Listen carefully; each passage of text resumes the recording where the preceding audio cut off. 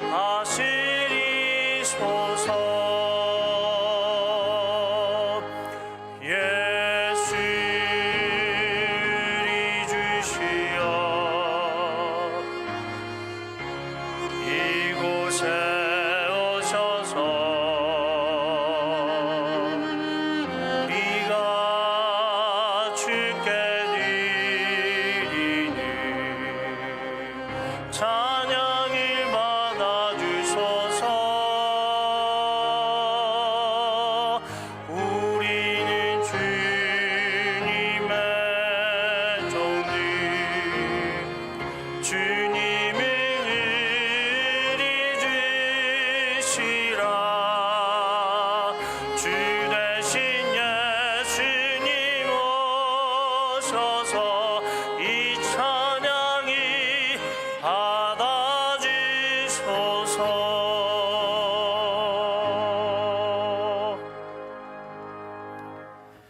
이는 물과 피로 임하신 이시니 곧 예수 그리스도시라.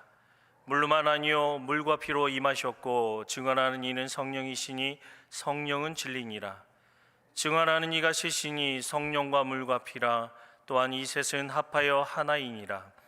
성부 성자 성령 삼위일체 하나님께 영광과 진리로 예배하나이다. 천지를 창조하시고 다스리시는 성부 하나님, 홀로 영광을 받으시고 오늘도 우리 인생을 선하고 의로운 길로 인도하여 주옵소서. 십자가를 지심으로 우리를 죄에서 구원하신 성자 예수님, 오늘도 예배하는 주님의 자녀들에게 구원의 기쁨과 부활의 감격이 차고 넘치게 하여 주옵소서. 성도들 곁에 언제나 함께 하시며 의로운 길로 인도하시는 보혜사 성령님, 오늘도 우리에게 큰 믿음과 능력을 주옵소서. 성삼위 하나님께만 온전히 영광을 올려드리오며 예수님의 이름으로 기원하옵나이다. 아멘. 이제는 사도신경으로 우리의 신앙을 고백하오니 나는 전능하신 아버지 하나님 천지의 창조주를 믿습니다. 나는 그의 유일하신 아들 우리 주 예수 그리스도를 믿습니다. 그는 성령으로 잉태되어 동정녀 마리아에게서 나시고 본디오 빌라도에게 고난을 받아 십자가에 못 박혀 죽으시고 장사된 지 사흘 만에 죽은 자 가운데서 다시 살아나셨으며 하늘에 오르시어 전능하신 아버지 하나님 우편에 앉아 계시다가 거기로부터 살아있는 자와 죽은 자를 심판하러 오십니다. 나는 성령을 믿으며 거룩한 공교회와 성도의 교제와 죄를 용서받는 것과 몸의 부활과 영생을 믿습니다. 아멘.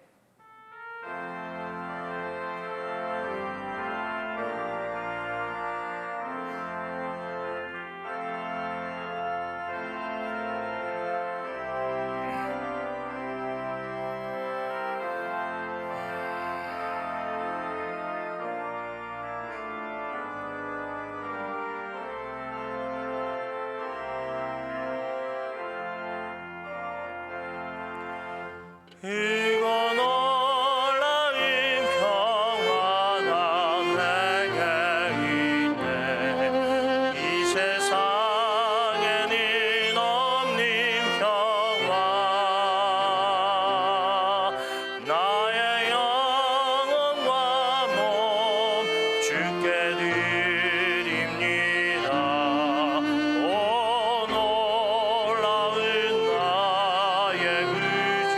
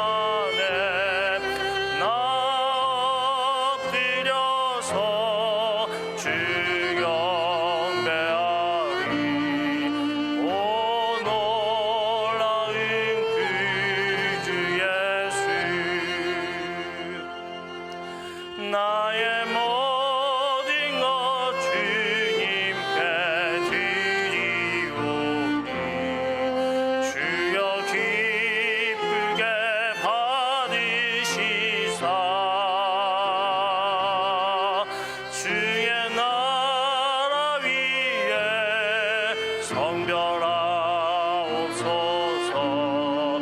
오 놀라운 나의 구주,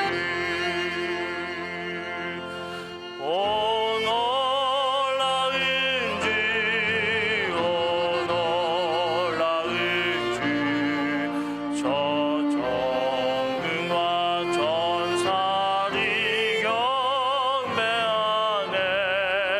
나 엎드려서 주 경배하리. 오 놀라운 주 예수, 주의 권세가 찬란히 비춰오네. 전능하신 왕 의세 주여, 세상 끝날까지 찬양 드립니다. 오 놀라운 나의 구주, 오 놀라운 주, 오 놀라운 주, 저 정금과 전사를 경배하네. 나 엎드려서 주 경배하리. 오 놀라운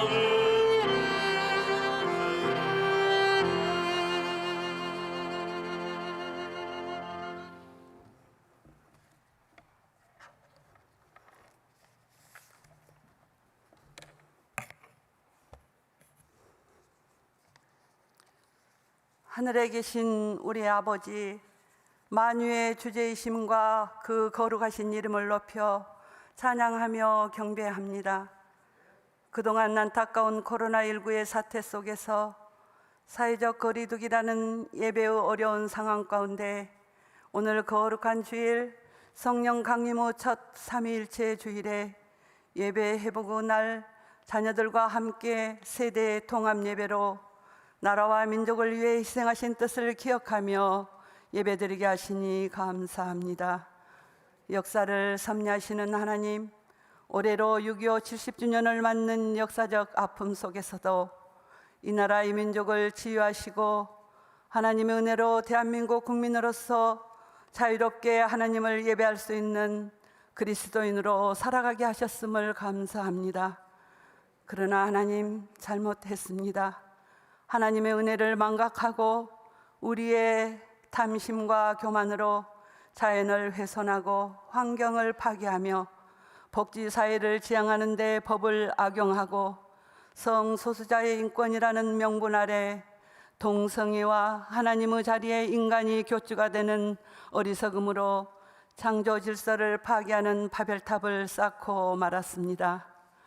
그리하여 공동체의 소중함을 잃었고 사람과 사람을 분리시키는 관계 속에서 사회와 가정이 정치적, 경제적, 신앙적으로 총체적 위기를 맞았습니다. 물질 추구와 결합 추구의 죄의 본성이 드러나고 인공지능의 발달을 잘못 사용하여 디지털 청소년 성착취 성범죄가 우리 사회를 경악해 하였습니다. 자비로우신 하나님, 그러나 우리는 음란과 탐심과 거짓 우상 숭배와 사이비 이단의 전략에 상처 입은 영혼들을 위해 하나님의 사랑으로 진짜 눈물을 흘려 기도하지 못했음을 용서하여 주시옵소서.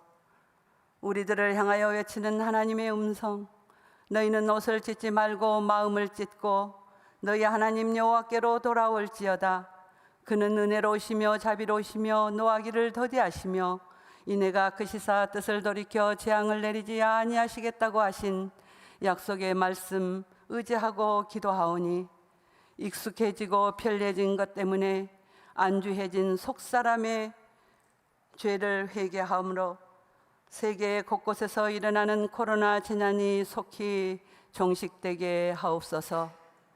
우리의 소망이 되신 하나님, 아직은 확진자가 계속되고 있는 현실 앞에 위기가 이 세상을 향하여 보여주시는 또 다른 하나님의 기회임을 깨닫게 하시고 우리의 속사람을 정결케 하는 신앙의 페달이 멈춰지지 않게 하옵소서. 공의의 하나님, 새롭게 세워진 국회의원들과 위정자들에게 선한 분별력을 주시고 세상 역사를 주관하시는 하나님의 손길을 발견하는 지혜를 주시옵소서. 하나님, 그동안 온라인 예배의 당면함이 당연함으로 여겨지지 않도록 그 다음은 세상의 것으로 채워진 나를 비우게 하시고 주의 이름을 위하여 가정 예배와 교회 학교와 신앙 공동체가 새로운 미래를 만들어가는 개인의 경건과 사회적 책임을 다할 수 있도록 은총 베풀어 주시옵소서. 교회의 머리가 되신 하나님, 다음 주에는 장로 피택 선거가 있습니다. 우리 모두 기도로 준비하여 신실한 일꾼을 선출할 수 있도록 지혜를 주시고 다음 세대를 위해 참된 신앙을 유산으로 물려주는 복음에 합당한 교회 되게 하옵소서. 코로나로 인한 우주적 재난 앞에 요양 중인 연로하신 어르신들과 입원 중인 성도들을 지켜주시고 경제적 어려움과 자녀들을 위해 간절히 기도하는 주의 백성들에게 보혜사 성령으로 응답되게 하옵소서. 열방을 향한 선교 사역자들 복음의 여정 위에 성령 하나님께서 동행하여 주시고 이 시간 홍성호 목사님 말씀을 선포하실 때 성령의 역사가 함께하사 말씀 따라 청종하며 보내신 분의 목적대로 부르심에 합당한 삶을 살아가도록 회복의 은총을 더하옵소서. 이 시간 온 맘 다해 드려지는 김성식 장로님의 플룻 연주를 기뻐 받으시오며 예배의 시종을 통해 홀로 영광 받으시옵소서. 거룩하신 주 예수님 이름으로 기도하옵나이다. 아멘.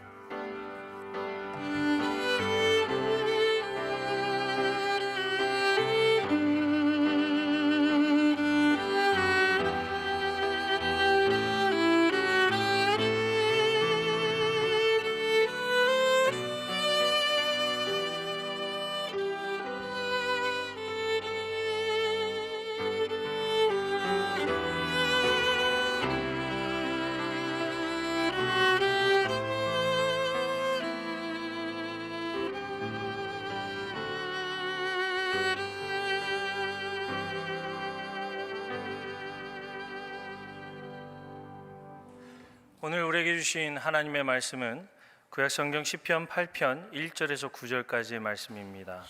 하나님의 말씀은 시편 8편 1절에서 9절까지의 말씀입니다. 여호와 우리 주여, 주의 이름이 온 땅에 어찌 그리 아름다운 주여, 주의 영광이 하늘에 덮었나이다. 주의 대적으로 말미암아 어린 아이들과 젖먹이들의 입으로 권능을 세우시며 이는 원수들과 보복자들을 잠잠하게 하려 하심이니이다.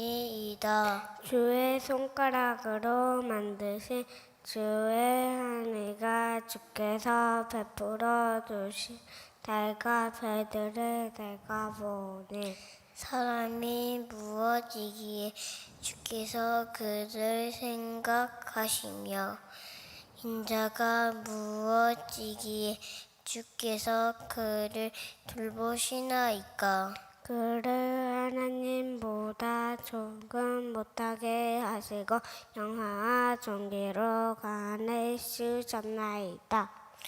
주의 손으로 만드신 것을 다스리게 하시고 만물을 그의 발 아래 두셨으니 곧 모든 소와 양 같은 짐승이며 공중의 새와 바다의 물고기와 바닷길에 다니는 것이니이다. 여호와 우리 주여, 주의 이름이 온 땅에 어찌 그리 아름다운지요. 아멘.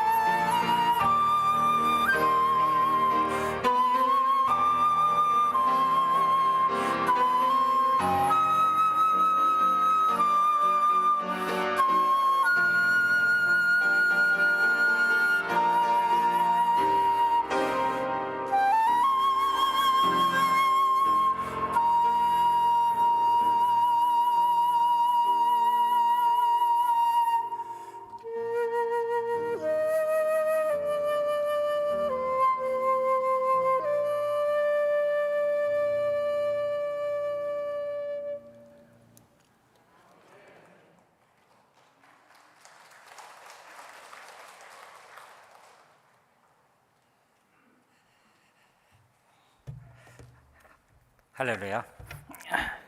오늘은 예배 회복의 날로, 그동안 코로나19로 인해서 우리가 움츠러들고 또 막연한 두려움 가운데 함께 모이지 못하는 그런 일들이 있었는데, 오늘 이렇게 우리 현장 예배에 함께 참여하신 여러분들 주님의 이름으로 환영합니다. 회복과 치유의 은총이 그리고 하늘의 기쁨이 우리 가운데 충만할 수 있도록, 특별히 오늘은 자녀들과 함께 세대 통합 예배로 드립니다.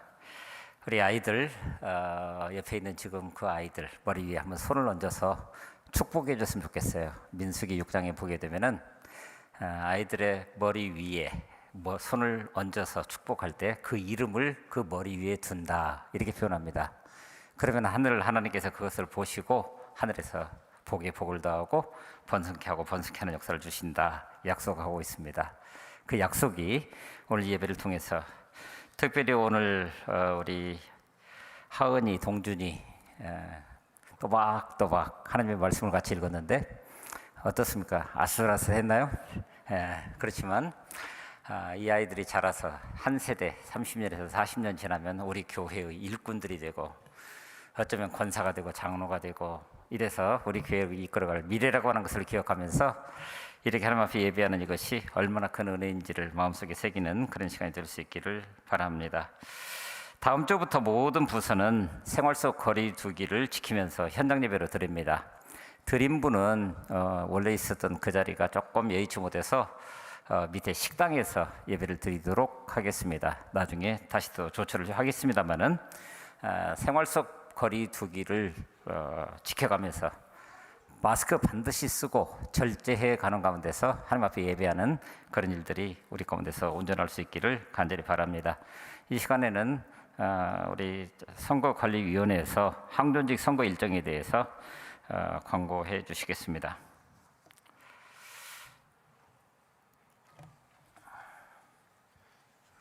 선거관리위원회에서 2020 항존직 장로 선거 안내해 드리겠습니다. 먼저 선거할 수 있도록 여건을 허락하신 하나님께 감사드리며, 또한 기도로 큰 도움 주신 많은 성도님들 마음 다하여 고맙습니다. 지난 주일 피선거권자 명부 착오로 인해 심려 끼쳐드린 점 진심으로 죄송합니다. 사과 말씀드립니다. 1차 선거는 6월 14일 다음 주일에 있고, 오늘 주보사의 간지에 있는 피선거권자 명단을 보시고 피택 예정 인원 10명을 선택해서 번호로 적어 오시면 좋겠습니다. 보시면은 임직 연도로 되어 있습니다만은 임직 연도 내에서 과거에는 나이 순으로 되어 있었었는데 이번에는 가나다 순으로 되어 있습니다. 좀 혼란을 드려서 죄송합니다.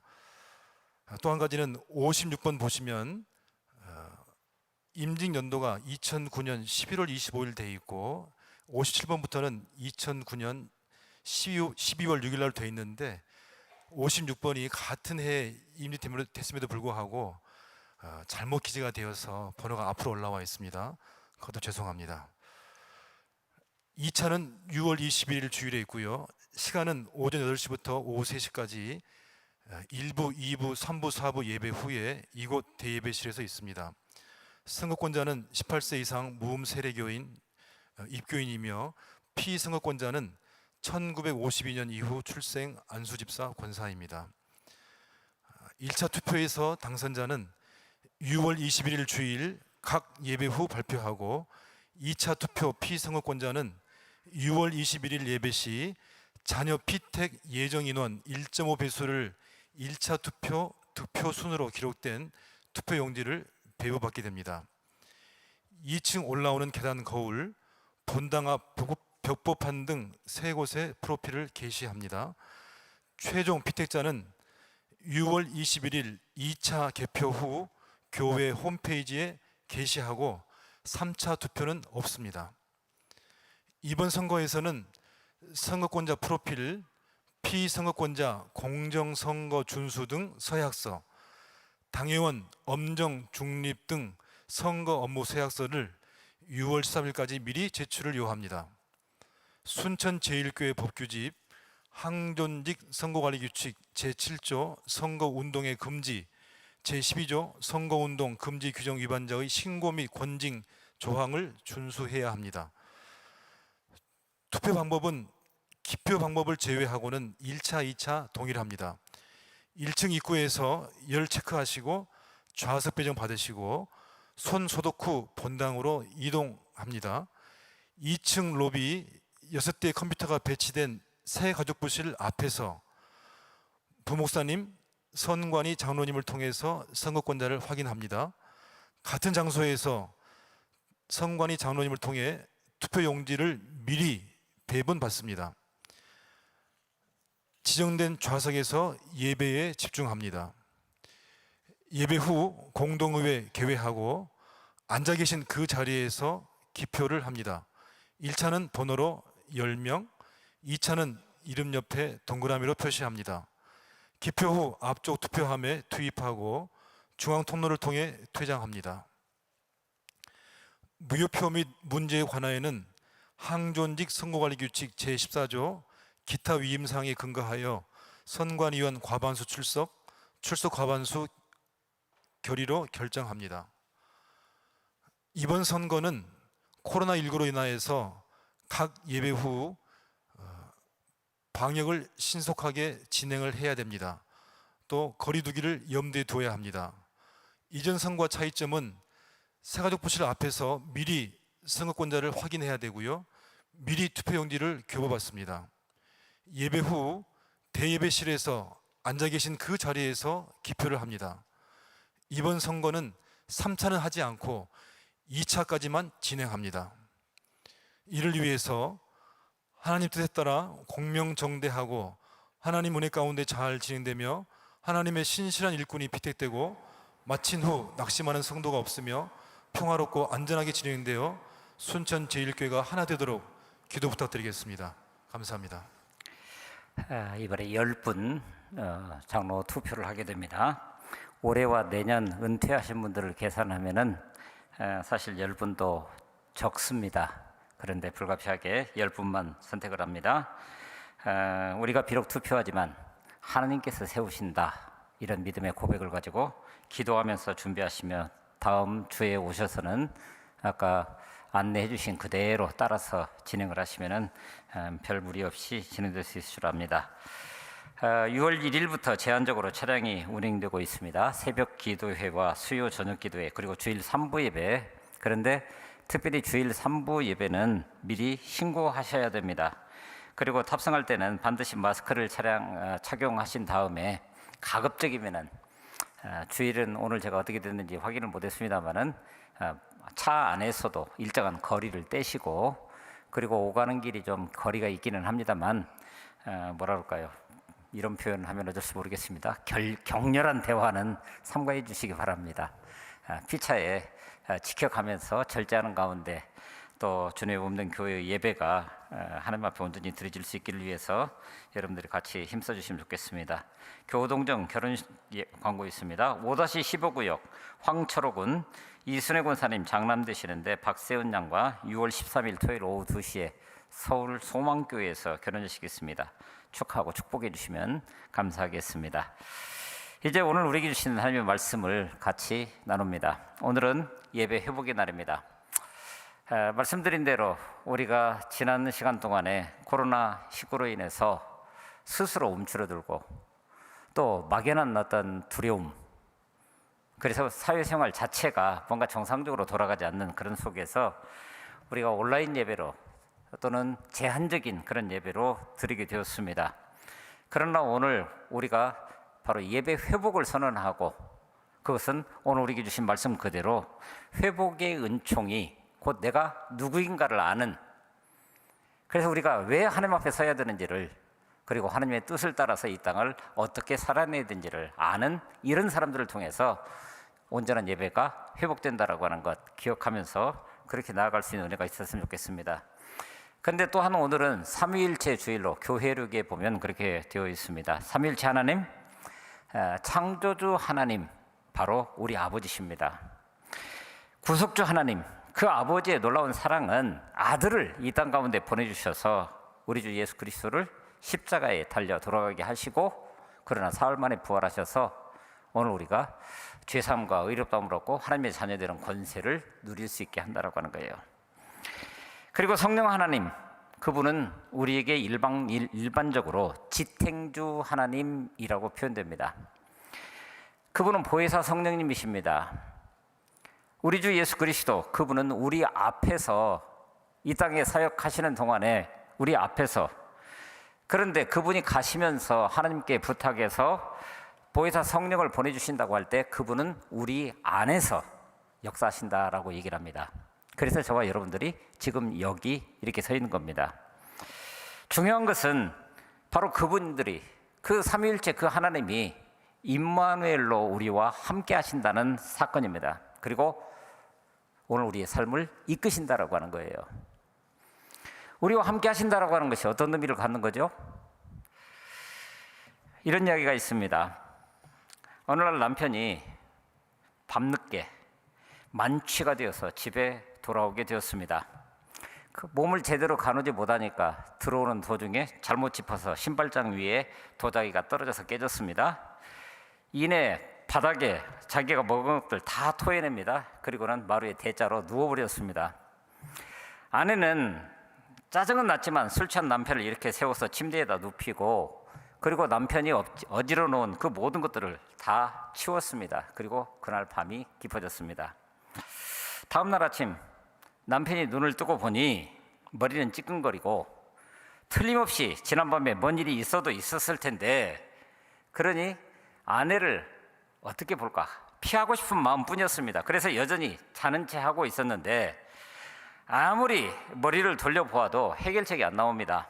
그래서 제발 대판 싸움만은 일어나지 않았으면 하는 마음으로, 만일에 아내로부터 화살이 날아오게 되면 무조건 엎드려서 빈다 마음을 먹고 바깥으로 나갔습니다. 근데 이게 웬일입니까? 아내가 없는 거예요. 화가 나서 집을 나갔나? 그렇게 생각하던 중에 탁자 위에 메모 한 장이 써 있는 것을 보게 됐습니다. 그 메모가 뭐였냐면, 여보, 당신이 좋아하는 북엇국 끓여놨어요.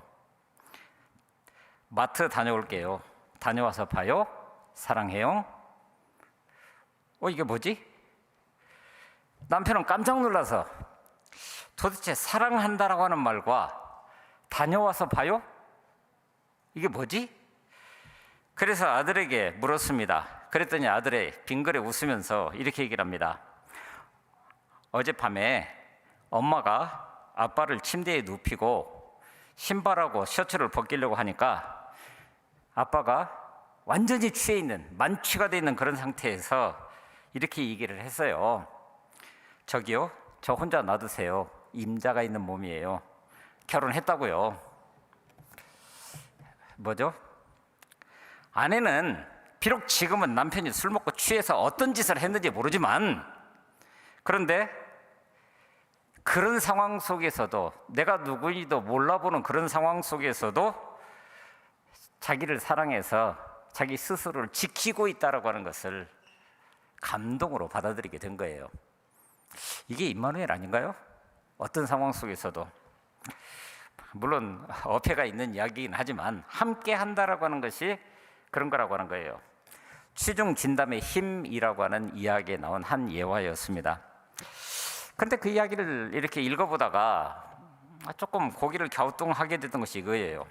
사람들은 사람과 사람끼리 대화를 할 때 술 취하지 않고 정상적인 상태에서 이야기를 하면 계산을 하고 그 말을 있는 그대로 안 받아들여요. 어떻습니까?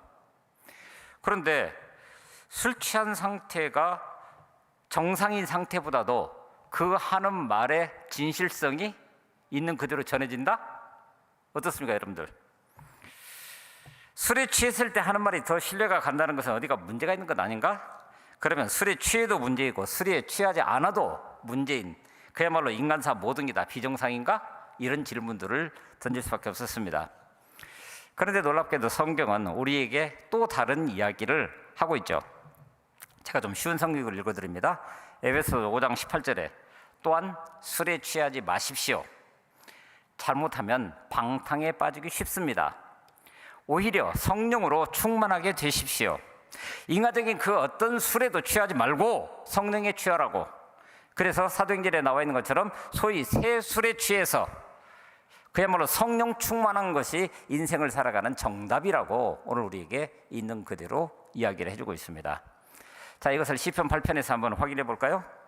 시편 8편에 보게 되면은 3절에 이런 말씀이 나옵니다. 우리 한번 읽어보겠습니다. 주의 손가락으로 만드신 주의 하늘과 주께서 베푸르신 달과 별들을 내가 보니.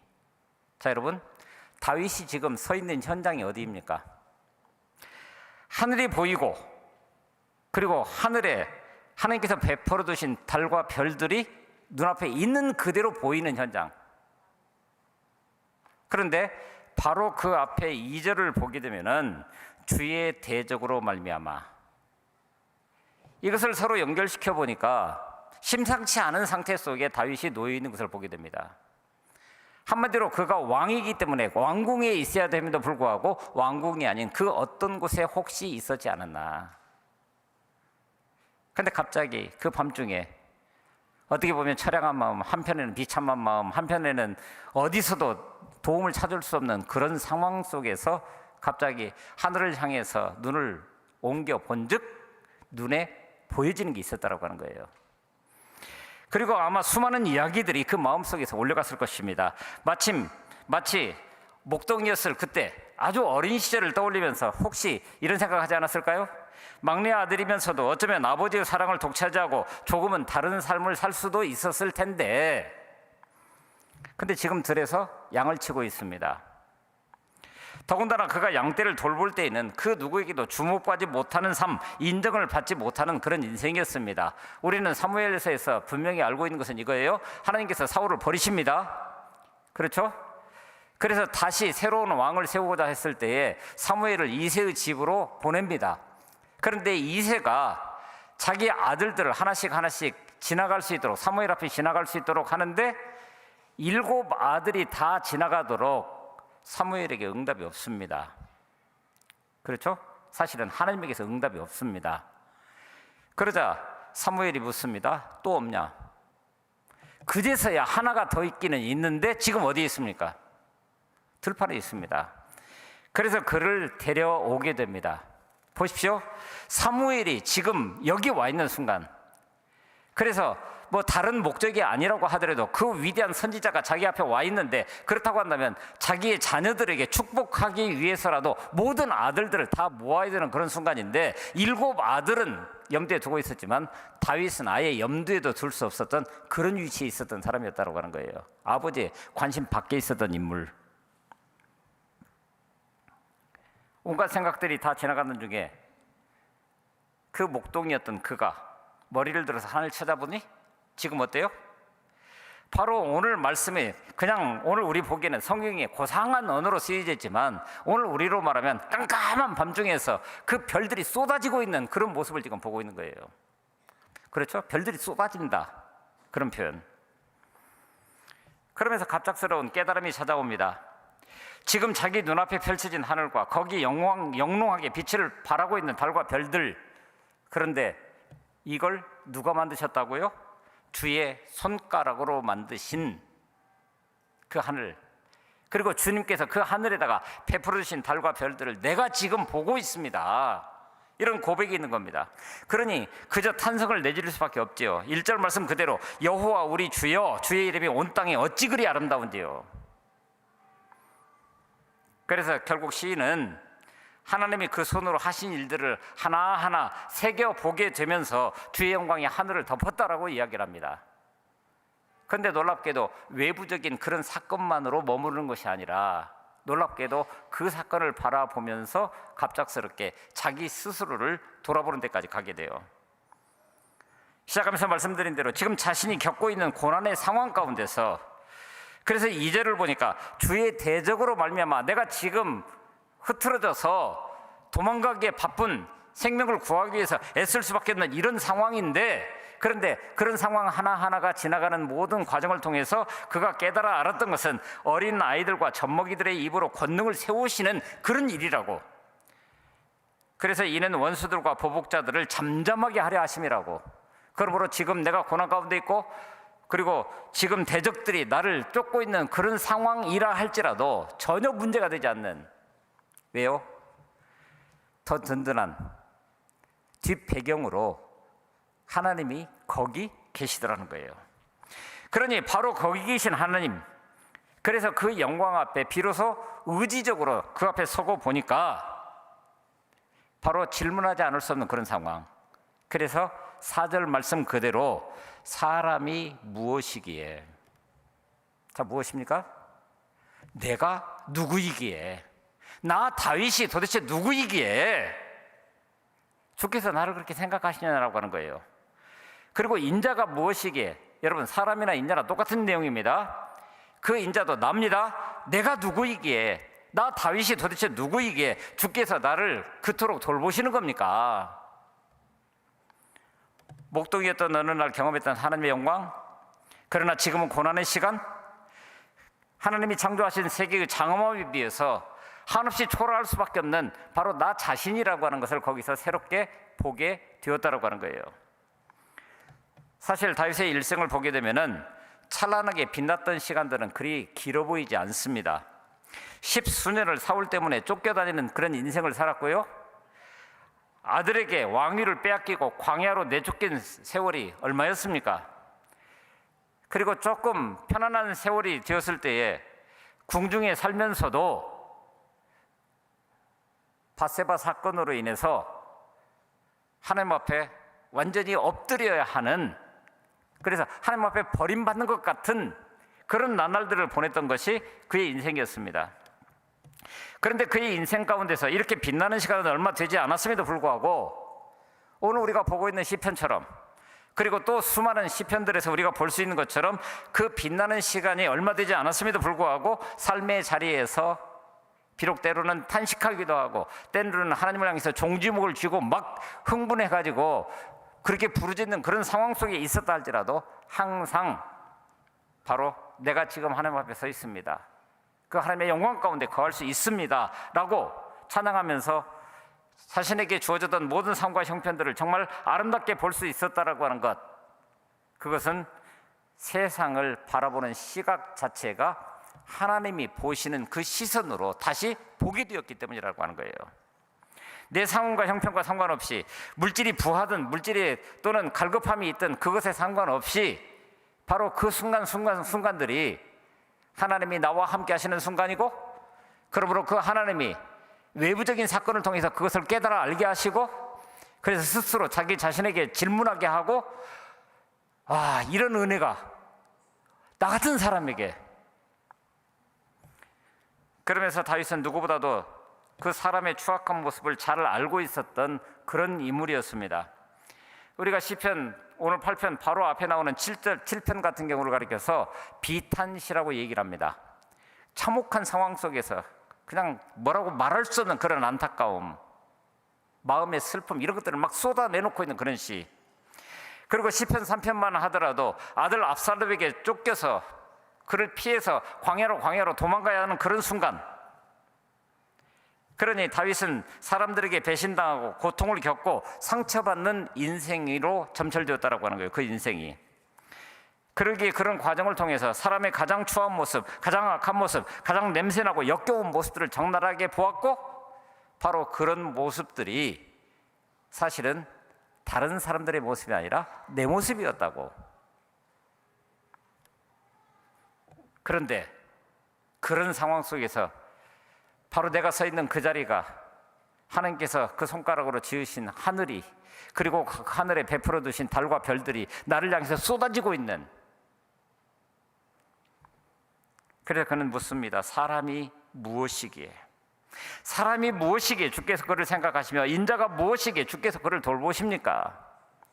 그런데 거기에 생각하다라고 하는 단어와 보살펴 주다라고 하는 이 단어가 심상치 않은 단어인 것을 보게 됩니다. 생각하다, 자카르라고 하는 단어입니다. 이 단어는 기억한다 그런 뜻입니다. 여러분, 나를 기억해 주는 사람이 있다는 얘기예요. 근데 이 단어가 창세기 8장에서는 홍수가 끝나고 하나님께서 노아와 그의 방주를 기억하셨다, 보살피셨다라고 하는 의미에서 기억하셨다라고 하는 단어를 거기서 다시 한번 쓰고 있습니다. 자, 여러분 한번 생각을 해보십시오. 노아가 방주를 지었던 것이 몇 년입니까? 120년입니다. 그러면 하나님께서 그에게 말씀하셨던 것은 120년 전 사건이에요. 그리고 방주에 들어가 가지고 비가 쏟아져 내리면서 홍수가 나고 그러므로 인해서 그가 물 위에 떠 있었던 그 시간이 1년이 넘는 시간입니다. 하여튼 1년여 시간입니다. 그런데 놀랍게도 그 순간에 하나님은 아무런 음성도 그에게 들려주시지 않습니다. 그래서 방주 문을 열어본 즉 바깥에 보이는 것들이 전부 뭡니까? 물밖에 아무것도 없어요. 완전히 고립되어 있는 존재, 그 어디에서도 소망을 찾을 수 없는 그런 존재임에도 불구하고 놀랍게도 하나님께서 노아와 그 방주를 기억하셨다라고 할 때 이 단어를 쓰셨다라고 하는 거예요. 120년 그리고 1년이 넘는 기간, 그 기간 동안 그 어디에서도 소망을 찾을 수 없는 그런 순간에 바로 하나님이 기억하고 계셨다라고 하는 고백이 거기에 있었다라고 하는 거예요. 하나님의 지속적인 관심이 지금 노아일 뿐만 아니라 오늘 고난 가운데 있게 되는 다윗에게도, 그리고 믿음을 고백하면서 코로나19라고 하는 특별한 상황 속에서 힘겨운 나날들을 보내고 있는 오늘 우리에게도 마찬가지로 하나님의 기억하시는 은혜가 여전히 함께한다고 하는 거예요. 두 번째는 보살펴주다라는 동사가 있습니다. 파카드라고 하는 단어를 쓰는데 이것은 더 극적입니다. 방문하다라고 하는 단어입니다. 보살펴 주시기 위해서 찾아오시는 거예요. 인간이 하나님을 향해서 찾아가는 것이 아니라 하나님이 인간을 향해서 주도적으로 찾아오고 계시는 그런 모습을 보고 있습니다. 오늘 우리는 그야말로 광활한 우주에 비하면 정말 보잘것없는 작은 존재에 불과하지만 하나님과 뗄 수 없는 깊은 관계 속에 놓여 있는 존재이기 때문에 하나님께서 오늘 우리를 찾아오신다라고 하는 거예요. 하나님은 인간을 늘 기억해 주시면서 방문해 주시고, 그리고 그 다음에 하나님이 하실 일들을 하신다라고 이야기를 하고 있는 겁니다. 그런데 오늘 본문에서 얘기하는 것처럼 다윗에게 그런 그분이 나의 하나님이시라고? 오늘 우리도 마찬가지로 그런 그분이 나의 하나님이시라고? 더더군다나 5절에 보게 되니까 하나님보다 조금 못하게 하시고 영화와 존귀로 관을 씌우셨다고 말합니다. 그야말로 이 광대한 우주 가운데 정말 보잘것없는 인간인 나를 하나님께서 직접 그렇게 존귀한 존재로 세워주셨다고? 그러니 무엇입니까? 바로 그 말씀이 들리게 되었을 때 오늘 우리가 아멘 할 수 있으면 이것은 회복의 은총입니다. 사람이 무엇이기에, 내가 누구이기에. 여러분, 오늘 우리는 우리 자신들을 너무나도 잘 압니다. 우리는 죄인입니다. 그렇지만 하나님의 사랑과 그 은혜로 인해서 자기 아들을 내놓기까지 한 그 사랑을 통해서 용서받은 죄인입니다. 우리는 연약합니다. 하지만 예수 그리스도의 그 십자가 그 사건 이후로 고린도후서 4장 7절에 있는 것처럼 보배를 담은 질그릇입니다. 질그릇과 같이 깨질 수밖에 없지만, 그러나 그 속에 보배 그 자체인 예수 그리스도가 우리 안에 함께하고 계시기 때문에, 그래서 우리의 약함 속에서 하나님의 강함이 늘 우리를 이끌어 가십니다. 이처럼 사람의 존재는 사람만 따로 떼어놓고 볼 때는 추하고 약하고 보잘것없는 그런 존재임에도 불구하고, 하지만 하나님이 함께 하신다라고 하는 그 고백을 통해서 오늘 우리는 하나님의 작품이 되는 역사를 누리게 된다라고 하는 거예요. 하나님께서 사람을 창조하시고 보시기에 심히 좋았더라 그러셨습니다. 바로 그렇게 말씀하신 하나님의 형상이 창세기 3장에서 아담의 첫사람 아담의 죄악으로 인해서 무너져 버렸을지는 모르겠지만, 그러나 오늘 우리는 예수 그리스도를 통해서 새롭게 회복되는 그 길을 가고 있는 거예요. 그야말로 연약한 인간에게 이런 과분한 은혜를, 곧 예수 그리스도를 통한 회복의 은총을 베푸시다니 오늘 우리가 뭐길래? 그런데 놀랍게도 성경에 보게 되면은 하나님께서 이런 오늘 우리를 세우시기 위해서 너무나 많은 것들을 포기하시는 하나님의 모습을 찾아볼 수 있습니다. 이사야 43장에 보게 되면 이런 말씀 나옵니다. 나는 너희를 구원하기 위해서 이집트를 포기했다. 그리고 너희 대신에 구스와 시바를 희생물로 내주었다. 내 눈에는 너희가 너무나 귀하고 값지기 때문에, 또 내가 사랑하기 때문에 나는 너희를 대신 딴 사람을 벌주고 다른 사람들의 생명을 너희의 생명과 바꾸어서 오늘 너희들을 여기 세우기를 원한다라고 하는 거예요. 그래서 이사야 43장 7절에 보면은 무릇 내 이름으로 일컫는 자 곧 내가 내 영광을 위하여 창조한 자를 오게 하라. 그들을 내가 만들었다라고 말씀하고 계십니다. 여러분 한번 비교해 보십시다. 인간적인 눈으로 본다면 이집트와 이스라엘이 있습니다. 여러분 같으면 어느 쪽을 택하시겠습니까? 저 같으면 이집트를 택합니다. 풍요의 땅입니다. 언제든지 물을 구할 수 있습니다. 먹고 살 걱정이 없는 그런 땅입니다. 그런데 놀랍게도 하나님께서는 너희를 구하기 위해서 이집트를 포기한다라고 얘기를 합니다. 그리고 구스와 시바를 희생물로 준다고요? 그 당시 구스와 시바라고 하는 것은 세상 지혜와 세상 모든 물질의 대명사입니다. 그럼에도 불구하고 보잘것없는 이스라엘을 구원하시기 위해서 그들을 희생물로 내준다고요? 그런데 놀랍게도 오늘 우리에게도 마찬가지로 자신의 아들을 내어주시는 그런 역사를 이루셨다고 하는 거예요. 그래서 우리는 질문할 수밖에 없습니다. 오늘 내가 누구이기에 도대체 무엇을 위해서 그렇게 하셨느냐라고 하는 거예요. 그런데 놀랍게도 오늘 본문 6절에 보게 되면은 주의 손으로 만드신 것을 다스리게 하시고 만물을 그의 발 아래 두셨다라고 말씀하고 있습니다. 바로 사명을 주시는 겁니다. 다윗은 하나님께서 인간에게 피조물을 다스리고 통치하는 사명을 주셨음에 감사하면서 이것이 찬양의 한 제목이 되었습니다.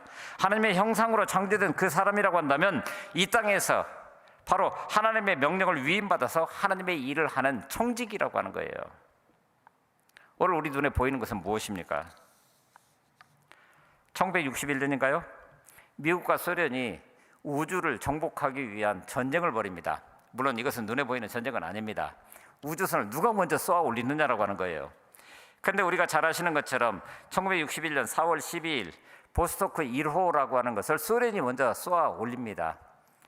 기억하십니까? 그때 처음으로 탔었던 그 비행사 이름 유리 가가린이라고 하는 러시아의 공군 장교였습니다. 그는 우주 공간에 올라가기 전까지 두려움에 떨고 있는 모습을 볼 수가 있습니다. 그 좁은 공간에, 그 하찮은 그 좁은 공간에 하늘을 향해서 올라가고 있는 우주선 안에서 엄청난 창공이 열려가는 그런 상황 속에서, 근데 어느 정도 올라가 가지고 그 우주선이 멈추게 되면서 지구를 내려다 볼 수 있는 그런 위치에 서게 됩니다. 그때 그는 지구를 향해서 이런 이야기를 전송을 합니다. 하늘은 캄캄하고 지구는 참으로 푸르다. 하늘 그 공간에 들어가니까 모든 것이 어둠으로 가득 차 있는 것 같아 보이는데 그 속에서 내가 살고 있는 조그마한 그 별인 지구가 참으로 푸르게 파랗게 빛을 내고 있더라는 거예요. 감탄하고 있는 모습을 보게 됩니다. 그런데 이게 웬일입니까? 지구로 귀환한 다음에 그는 인터뷰에 응하면서 이런 이야기를 합니다.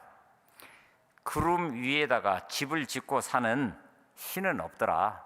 내가 보니까, 내가 가보니까 구름 위에 집을 짓고 사는 신은 거기에 없더라.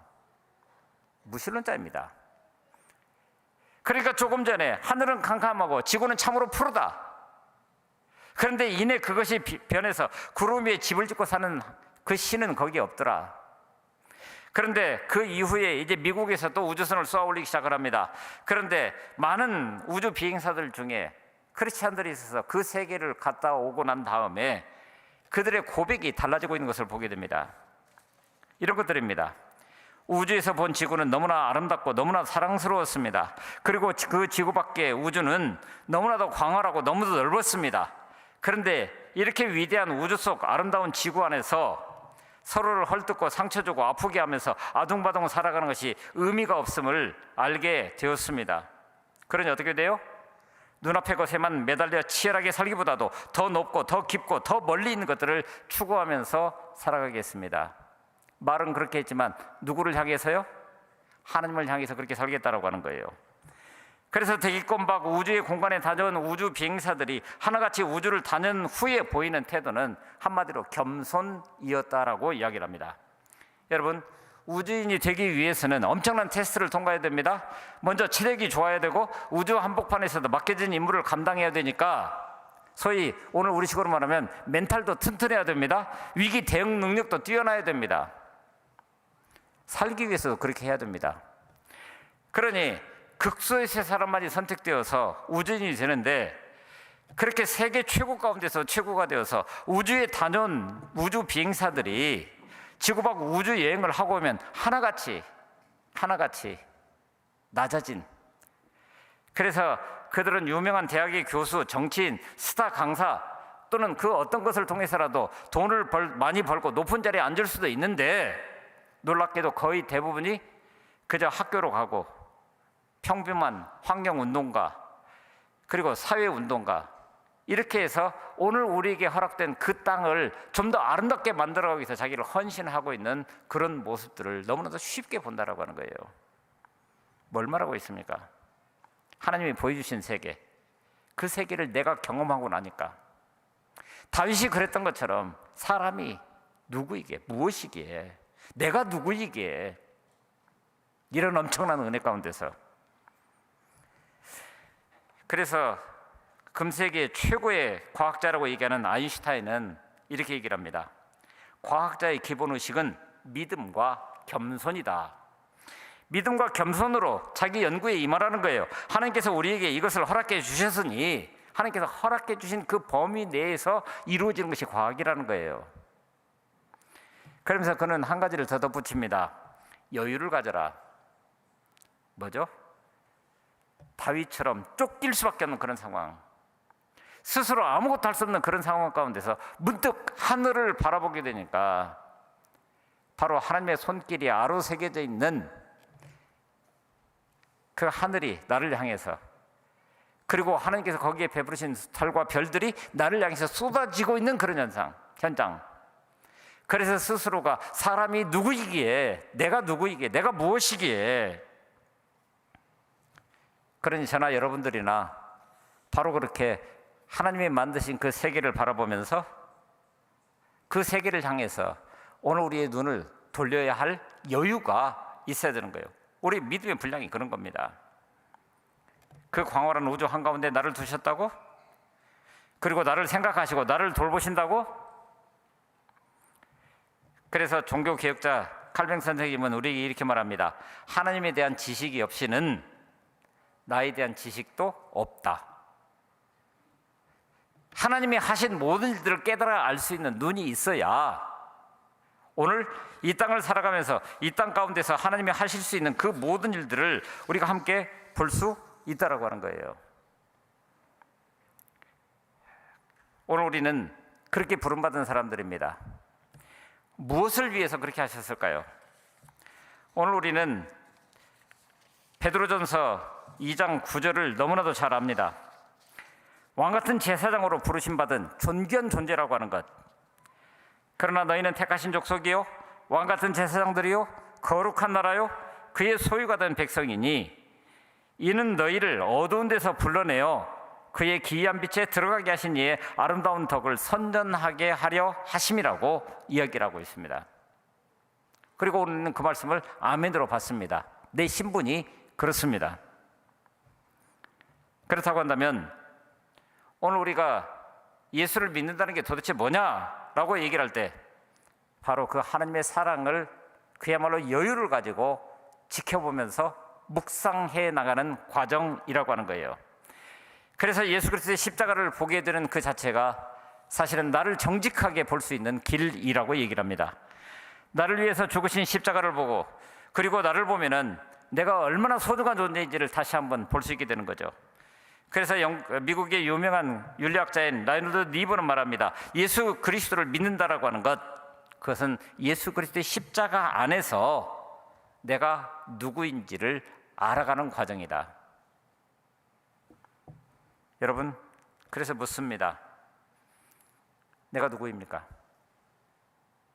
여러분 각자에게 물어보시기 바랍니다. 나는 누구인가?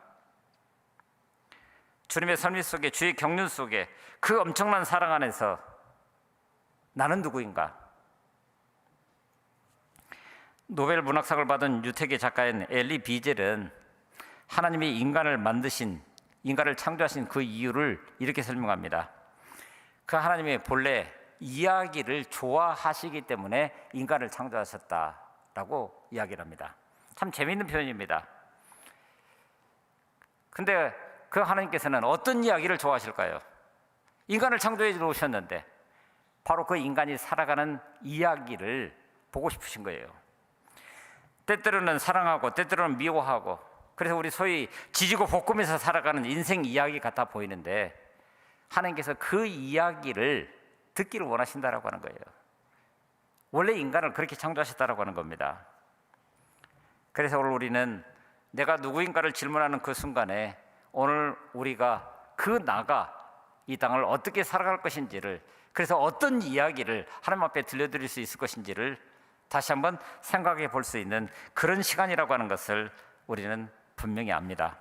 언약에 신실하신 나의 하나님, 그 임재와 그 능력은 결코 감춰질 수 없습니다. 그래서 오늘 본문을 마무리하면서 다윗이 다시 한번 고백했던 것처럼 여호와 우리 주여, 주의 이름이 온 땅에 어찌 그리 아름다운지요. 그리고 그 이름이 지금 나한테 새겨져 있습니다. 이런 고백을 가지고 서게 됩니다. 그러므로 그 앞에 선 우리 모든 인생들 하나님의 다스리심에 화답하는 그런 삶을 살아내야 할 것입니다. 이사야 43장 21절에 보면 이 백성은 내가 나를 위하여 지었나니. 여러분, 오늘 우리 스스로가 아무렇게나 이 땅에 온 존재가 아닙니다. 하나님께서 하나님 스스로를 위해서 지은 존재. 무엇을 위해서요? 나를 찬송하게 하려 함이니라. 엘리 위젤의 말 그대로 오늘 우리를 통해서 듣기를 원하시는 그 이야기, 우리 삶의 이야기를, 어떤 이야기를 하나님 앞에 들려드리시기를 원하십니까? 이제는 오늘 우리의 삶으로 그것을 보여줄 수 있어야 됩니다. 늘 하나님 함께 하십니다. 혹 오늘 우리 눈에 보이기는 함께 있는 것 같아 보이지 않아도 하나님의 손길이, 그리고 그 하나님의 이름이 새겨져 있는, 그러므로 흔적으로라도 그 하나님이 일하시는 모습을, 그것이 바로 나를 위한 사건이라고 하는 것을 마음속에 새길 수 있게 될 때 오늘 우리 인생을 새롭게 펼쳐 나갈 수 있을 줄 압니다. 하나님은 오늘 우리 이야기를 듣기를 원하시는 거예요. 어떤 이야기를 들려드리시겠습니까? 이제 우리 모두 그 자리에서 일어나셔서 옆에 있는 분들에게 마음껏 축복하고, 특별히 오늘 세대 통합 예배를 드리면서 우리 아이들 머리 위에 손을 얹어서 축복하면서 오늘 우리의 믿음의 분량을 있는 그대로 찬양으로 고백하면서 나아가겠습니다.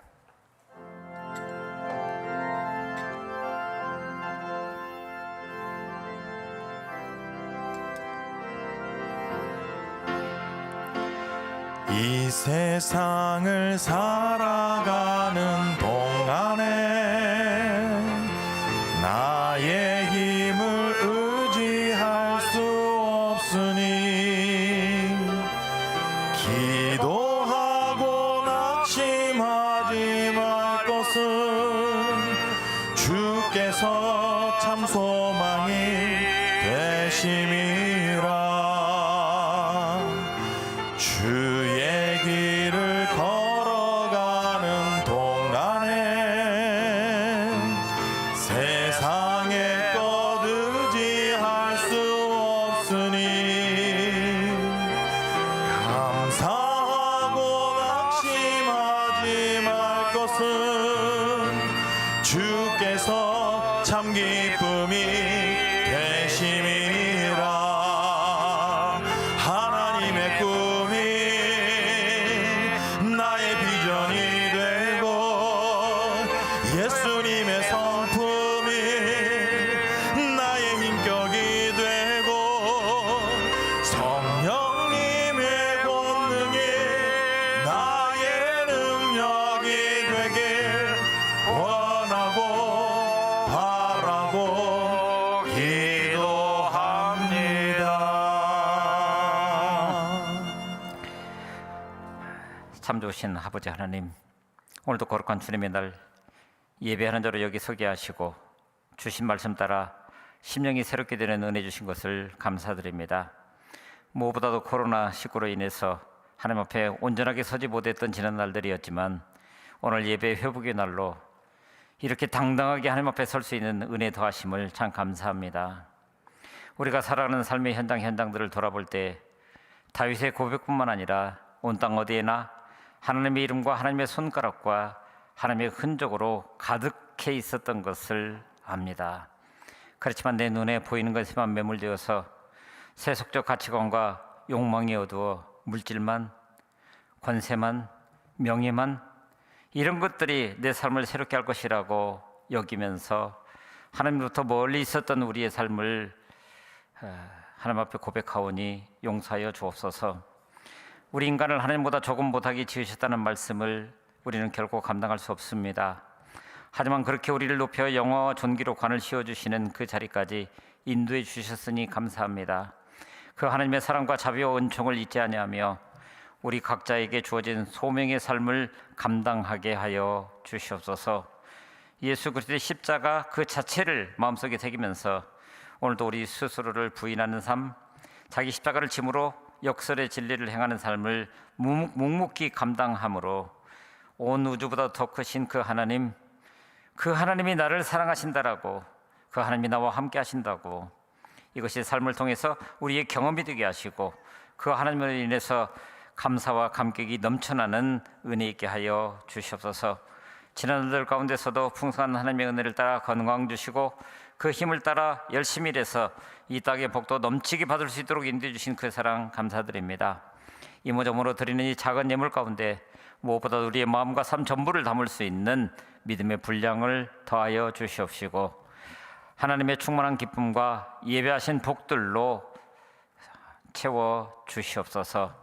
무엇보다도 오늘 가진 것 없고 한 일마다 실패의 늪에서 괴로움을 당하는 심령들 이 자리에 있거든 하나님 그 마음 중심을 헤아려 주시고 고통에는 언제나 끝이 있음을 믿음으로 바라보면서 언젠가 하나님이 이루어 주실 좋은 결과를 앞당겨 보면서 새 힘을 얻는 위로와 감격이 이 시간 넘쳐나게 하여 주시옵소서. 오늘도 우리에게 새 힘 주시기를 기뻐하시는 우리 주 예수 그리스도 이름으로 간절히 기도하옵고 이제는 우리 구주 예수 그리스도의 은혜와 아버지 하나님 언제나 신실하신 그 사랑과 성령님의 인도하시며 교통하심이 내 인생의 발자국마다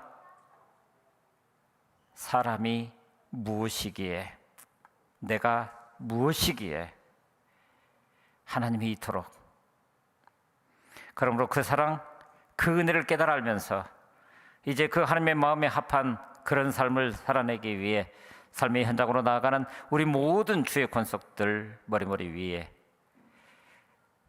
그 가정들 위에 특별히 오늘 더불어 함께 예배하면서 오늘 우리의 미래가 될 우리 다음 세대들 위에 그리고 주님의 몸된 교회 위에 이제로부터 영원토록 함께 하옵시기를 간절히 축원하옵나이다. 아멘.